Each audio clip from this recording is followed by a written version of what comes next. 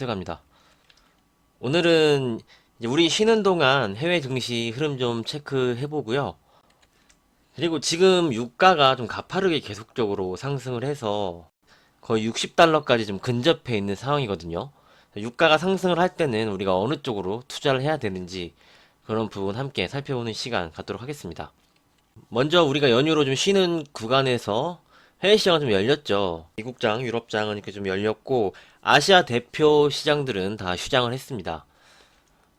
중국 증시도 좀 휴장이었고 목요일에 홍콩 항생이죠. 반장이었어요. 오전만 좀 열렸는데 전고점 다 다르면서 좋은 상승을 하면서 좀 마감을 해주는 그런 모습이고 또 해외 시장에서 다우지수 다우 산업지수가 전고점을 좀 돌파를 시도를 좀 하려는 종가상으로는 또 신고가를 가면서 다우지수는 좀 마감을 해주는 그런 모습이었고 나스닥 지수도 종가상으로 지금 신고가를 가면서 좀 마감을 했습니다. 여기서 좀 중요하게 봐야 될 부분이 있는데 이제 미국 시장 보실 때는 빅스 지수라 그랬죠. 공포 지수를 함께 보셔야 된다 이렇게 좀 말씀을 드렸는데 빅스 지수를 살펴보면은 여기가 지난 저점이었죠. 금요일 새벽에 지난 저점을 위탈을 하면서 급락을 해주는 형태로 빅스가 움직였어요. 그럼 미국 시장은 추가적으로 더 상승 시도를 하려고 할 것이다. 이렇게 볼 수가 있습니다. 우리 시장에는 아무래도 좀 긍정적으로 좀 작용을 하겠죠. 그래서 아시아 시장은 좀 휴장을 했는데 이제 미국 쪽은 좋은 흐름으로 좀 마감을 했고 독일 지수 한번 볼게요. 독일 닥스거든요. 독일 닥스 지수도 완만하게 좀 상승을 하면서 좀 마감을 했습니다. 전체적으로 좀 해외 시장 흐름이 우리 휴장 동안 좀 좋은 흐름으로 움직였기 때문에 우리 시장도 내일 양호하게 좀 움직이지 않을까 이렇게 생각을 하고 환율 부분 이런 게 좀 개선이 됐다 이렇게 말씀을 드렸죠. 해외 증시는 강해도 우리가 강하지 못하고 계속 조정장의 박스권으로 갇힐 수밖에 없었던 이유가 여기 환율 환율 부분인데 환율이 좀 개선되는 흐름으로 좀 수요일에 좀 마감을 했죠. 그리고 해외 시장이 좋은 흐름으로 좀 마감을 했기 때문에 우리 시장은 뭐 내일 양호한 흐름을 좀 기대해 볼 수 있지 않을까 이렇게 좀 말씀을 드리도록 하겠습니다. 해외 시장은 이 정도로 좀 체크를 해 보고요. 우리가 쉬는 구간에 유가가 거의 60달러까지 올라갔습니다. 거의 59.82달러 WTI 기준으로 급등을 하면서 좀 마감을 했는데 아무튼 이란이 뭐 사우디 시설 뭐 테러 이런 건도 좀 있었어요. 근데 저는 유가가 오르면은 전통적인 산업이 좀 부활을 한다고 좀 생각을 하거든요. 그래서 유가가 상승을 하면은 거기에 맞춰서 투자를 잘 하셔야 됩니다. 유가를 이렇게 월봉으로 좀 보면은 유가가 좀 하락을 했어요. 최고치를 찍고 이때도 최고치를 찍고 하는데 이런 구간부터 하락을 했죠. 유가가 하락을 한 이유가 먼저 이걸 알아야 됩니다. 유가가 왜 하락을 했는지 이 부분을 알아야 되는데 유가가 하락한 이유는 이 세일가스 때문이죠. 이제 트럼프 대통령 때 셰일가스를 정책적으로 밀어줬습니다. 트럼프는 원유를 수입을 하는 국가가 아닌 에너지를 수출하는 그런 국가를 만들고 싶었거든요. 그래서 셰일가스를 아주 강하게 이제 정책적으로 좀 밀어줬는데 셰일가스가 뭐냐? 셰일가스는 오랜 세월 동안 모래에 진흙이 쌓여서 단단하게 굳은 탄화수소가 퇴적하면 셰일층이에요. 셰일층에 매장되어 있는 가스. 이게 셰일가스거든요. 여기 보시면은 요런 그림이에요. 시추를 쫙 여기까지 관을 연결을 해서 여기가 이제 셰일가스 층입니다. 여기서 가스를 채굴해내는 거죠. 이게 셰일가스입니다.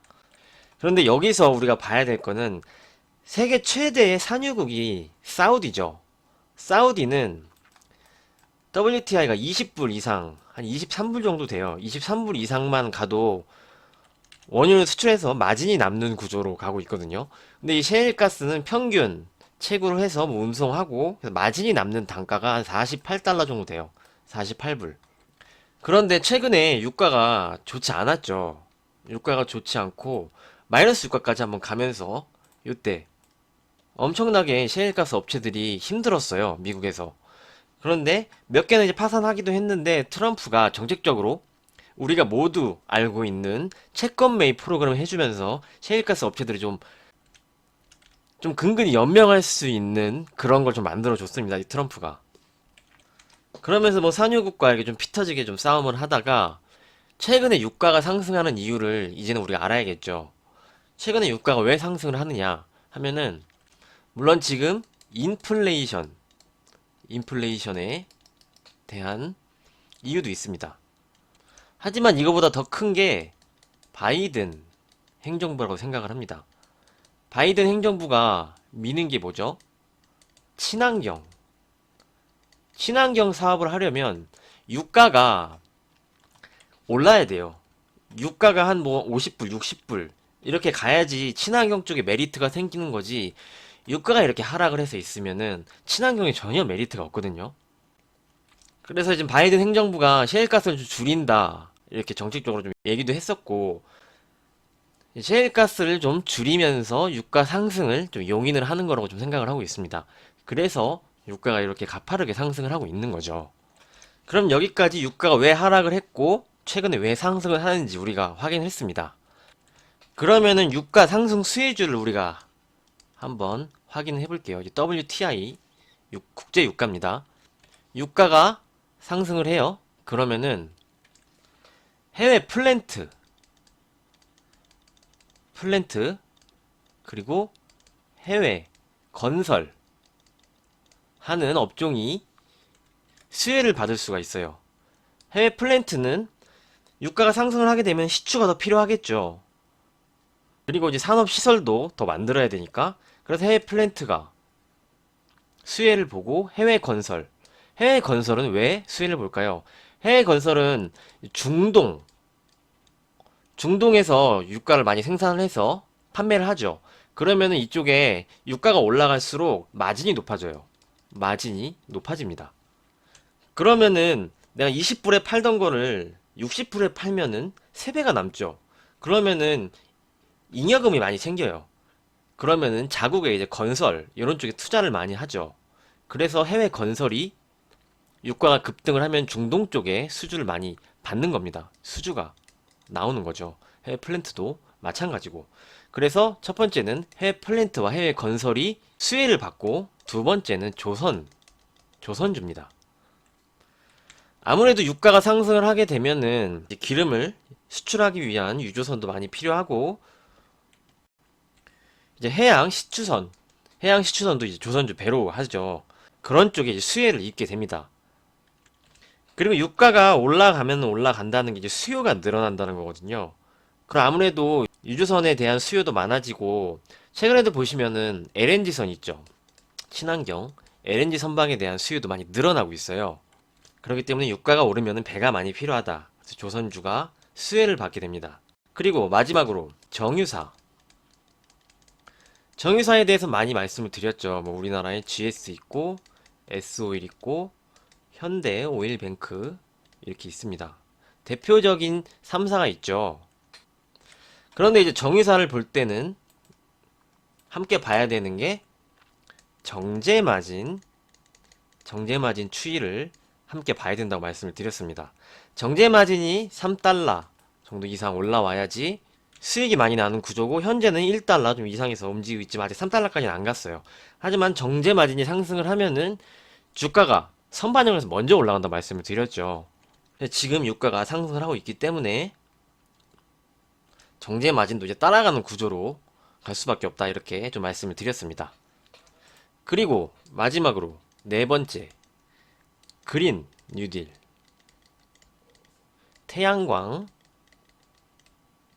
뭐 풍력 이게 지금 바이든 행정부가 밀고 있는 게 이제 그린 에너지죠. 그린 에너지인데 유가가 상승을 하면 이쪽에 경쟁력이 생깁니다. 아무래도 유가가 비싸니까 좀 다른 쪽 대체 에너지 쪽으로 많이 찾게 되죠. 태양광, 풍력 이쪽이 수혜를 입게 됩니다. 그래서 지금 바이든 행정부가 그린 에너지를 밀려고 유가 상승을 좀 용인을 하는 것 같다 이렇게 좀 말씀을 드렸는데 그 부분과 이렇게 연관시켜서 이제 볼 수가 있는 거죠. 유가가 싸면은 이 그린 에너지는 사용하지 않아요. 유가가 싸면은 그 유가로 공장 돌리는 게 더 이득이지. 굳이 시설 투자 이런 태양광 풍력 쪽 뭐 수력이라든지 이렇게 시설 투자를 해서 할 필요가 없거든요. 그래서 그린 에너지가 경쟁력이 생기려면은 유가가 올라줘야 된다. 이렇게 좀 말씀을 드리고, 이렇게 네 가지 업종이 이제 수혜를 받게 됩니다. 그리고 이제 좀 번외적으로 유가 상승에 좀 피해주는 항공, 유가 부담이 늘어나게 되죠. 그리고 해운도 운송하는데 운송비 부담이 많이 좀 늘어나게 되고, 화학업종, 화학업종은 유가가 상승을 하면은 이제 원가가 올라가죠. 원가가 올라가는데 판매는 그대로 합니다. 가격에 바로 반영을 시킬 수 없기 때문에 화학업종이 좀 피해를 봐요. 여기가 피해주. 이렇게 좀 말씀을 드리도록 하겠습니다. 그래서 이제 건설주는 뭐 GS건설, 대림산업, 대우건설, 현대건설, 그리고 해외 플랜트 쪽에 삼성엔지니어링, 조선주, 한국조선해양, 대우조선해양, 삼성중공업, 그리고 정유 3사는 GS, S-오일, 현대중공업입니다. 이제 GS는 좀 말씀을 드린 부분이고, 그 GS 칼텍스는 상장을 하지 않았어요. GS의 지분 구조를 잠깐 보시면은 자회사로 두고 있습니다. 100%로. GS 에너지 지분율 100%로 GS 지주회사가 가지고 있기 때문에 GS 칼텍스에 투자를 하려면은 GS 이 지주회사를 사야 됩니다. 오늘 지금 나온 뉴스가 S-오일이 유일하게 4분기 흑자를 봤다고 합니다. GS, S-오일, 현대오일뱅크 이 3사 중에. 그래서 지금 S-오일이 주가가 가장 강한 것이고, S-오일의 지분 구조는 현대 아람코가 갖고 있죠. 아람코는 사우디 국영 회사입니다. 세계 1위죠. 아람코가 S-오일 지분을 갖고 있고, 현대오일뱅크. 현대오일뱅크는요, 현대중공업 지주에 보면은 여기도 이제 비상장 회사고, 여기 보시면은 현대오일뱅크 74% 있죠. 74%를 현대중공업 지주에서 지주회사로 좀 소유하고 있는 그런 형태고, GS처럼 그런 형태로 좀 가고 있고, 여기서 74%에서 나머지 지분 17%는요, 여기도 이제 사우디 아람코가 가지고 있습니다. 보시면, 여기 17% 매각 대금. 현대오일뱅크를 17%를 아람코에 매각을 했습니다. 그래서 나머지 지분이 지금 아람코에 있다. 이렇게 좀 말씀을 드리도록 하겠습니다. 그래서 S-오일은 뭐 주가가 좀 많이 올라왔고 아직 좀 덜 오른 게 GS죠. GS가 이 정유에 대한 부분도 있지만 GS가 이제 지주회사죠. GS를 보면은 GS가 지분 관계사가 이렇게 있죠. 지주회사니까 스포츠 에너지, ENR, 피스, GS 리테일, 글로벌, 홈쇼핑까지 이렇게 좀 소유를 하고 있죠. 지주회사로 좀 움직이고 있기 때문에 지주회사 모멘텀도 좀 같이 볼 수 있는 종목이 아닌가 이렇게 좀 생각을 하고 있습니다. GS의 주가도 좀 긍정적으로 좀 움직일 수가 있겠다 이렇게 좀 생각을 하고 있고요. 현대중공업 지주도 좀 마찬가지예요. 현대오일뱅크도 있고 조선해양, 기계 이렇게 지금 현대중공업 그룹이 현대중공업 지주회사가 있고 그 밑에 한국조선해양을 중간 지주회사로 두고 있는 형태로 움직이고 있죠. 현대중공업 있고 밑에 한국조선해양이 있고 밑에 이제 조선주 이렇게 미포조선 뭐 삼호중공업 이렇게 가고 있습니다. 그래서 유가가 좀 상승을 하고 정제 마진이 좀 상승하는 그런 시점이 오면은 뭐 GS도 현대중공업 지주도 주가의 좋은 흐름을 좀 기대해 볼 수 있다. 이렇게 좀 말씀을 드리도록 하겠습니다.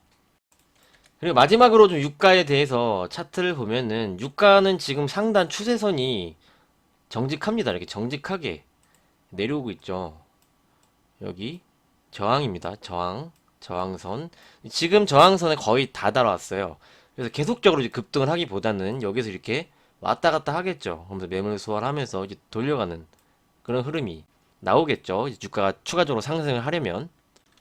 그래서 지금 단기적으로 좀 급상승은 어느 정도 거의 다 와 있는 시점으로 좀 보여지고, 여기서 아마 50달러 뭐 중후반 50달러 부근에서 중간부터 뭐 60달러 초반까지 이렇게 좀 왔다 갔다 하면서 움직이는 그런 모습으로 좀 진행이 되지 않겠나 이렇게 유가에 대해서는 차트를 보고 좀 설명을 드리도록 하겠습니다.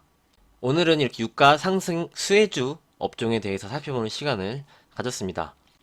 그래서 올해는 좀 상승을 하지 못하고 이제 성장을 하고 있는 그런 업종에도 관심을 갖고 좀 봐야 되는 그런 한 해라고 좀 생각을 하고 있습니다. 너무 많이 오른 쪽은 좀 부담감이 있는 게 좀 사실이잖아요. 그래서 이렇게 좀 오르지 못하고 아직도 좀 바닥에 있는, 전혀 코로나 때 전혀 회복을 해주지 못한 그런 쪽도 이제 좀 관심을 가질 필요가 있다. 이렇게 좀 마지막으로 좀 말씀을 드리도록 하겠습니다. 오늘 내용은 여기까지 하도록 하겠습니다. 남은 시간 편안한 밤 보내시고요.